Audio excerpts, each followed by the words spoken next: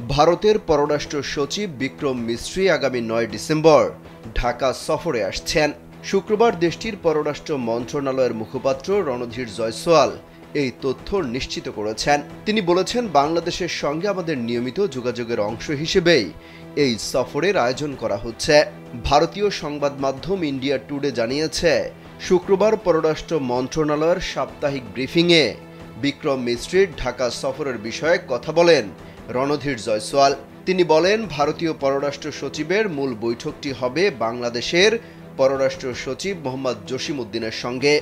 পাশাপাশি পররাষ্ট্র উপদেষ্টা তৌহিদ হোসেন এবং প্রধান উপদেষ্টা ডক্টর মোহাম্মদ ইউনূসের সঙ্গেও সৌজন্য সাক্ষাতের কথা রয়েছে তার। স্যান্ডেলিনা সো, রূপচর্চায় আভিজাত্য। সংবাদ মাধ্যমটি বলছে, শেখ হাসিনা সরকারের পতনের পর থেকে বাংলাদেশ ভারতের সম্পর্কে যে টানাপোড়েনের মধ্য দিয়ে যাচ্ছে, সেই প্রেক্ষাপটে সচিবের সফরটি অত্যন্ত গুরুত্বপূর্ণ।